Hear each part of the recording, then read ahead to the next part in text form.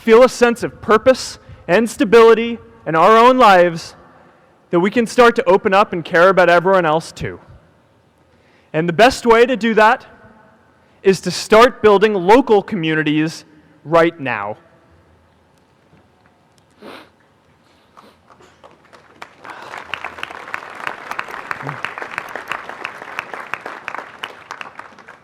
We all get a lot of meaning from our communities. Who here's from Elliott House? How about Lowell? I know you guys found community because you literally live right on top of each other. And Mather? I'll just leave that there. Whether our communities are houses or sports teams, churches or a cappella groups, they give us that sense that we are a part of something bigger, that we are not alone. They give us the strength to expand our horizons. 股票被套怎么办? And that's why it's so striking that over the past few decades, membership in all kinds of communities has declined by as much as 1/4. That's a lot of people who now need to find a sense of purpose somewhere else. But I know that we can rebuild these communities and start new ones because many of you already are. I met Agnes Agoye, who's graduating today. Agnes, where are you?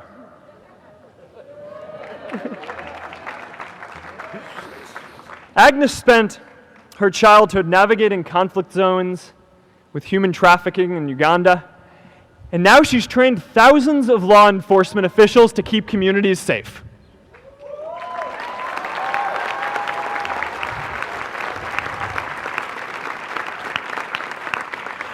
I met Kayla Oakley and Neha Jain. We're graduating today too. Stand up, guys. Kayla and Neha started a nonprofit that connects people suffering from chronic illnesses with people in their communities who are willing to help out.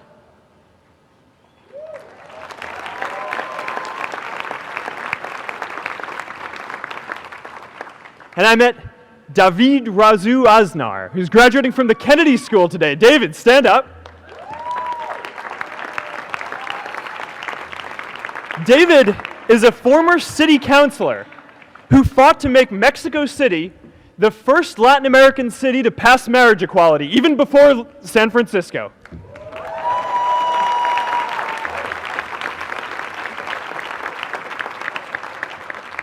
And this is my story too. A student in a dorm, connecting one community at a time, and keeping at it until one day we can connect the whole world. Change starts local. Even global change starts small with people like us. In our generation, the struggle of whether we connect more, whether we achieve our greatest opportunities, comes down to this: your ability to build communities and create a world where every single person has a sense of purpose.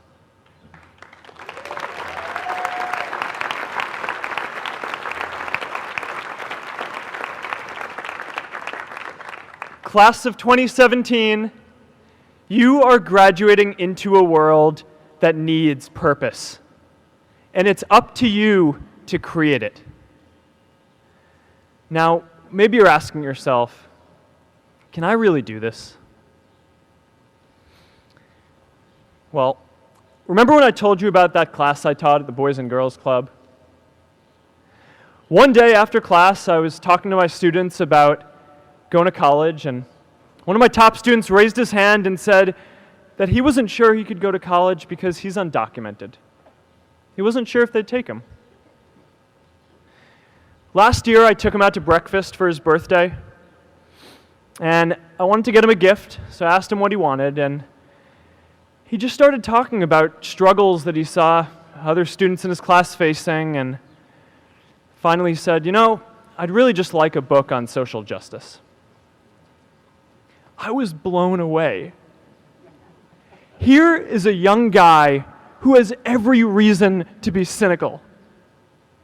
He wasn't sure if the country he calls home, the only one he's known, was going to deny him his dream of going to college.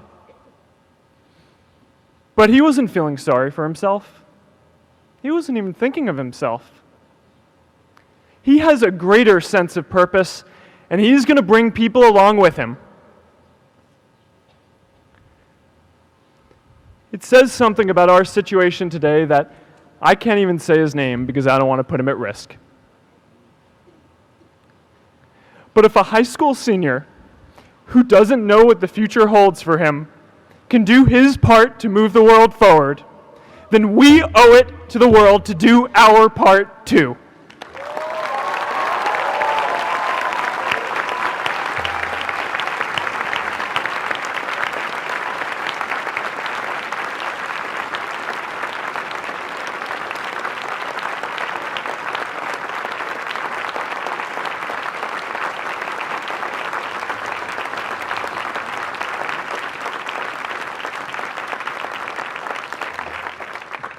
So before you walk out those gates one last time, and as we sit here in front of Memorial Church, I'm reminded of a prayer, Mishaberach, that I say whenever I face a big challenge, that I sing to my daughter, thinking of her future when I tuck her in at night.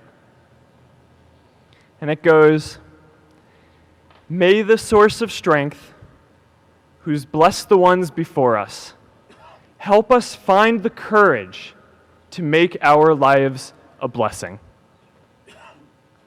I hope you find the courage to make your life a blessing. Congratulations, class of 2017. Good luck out there.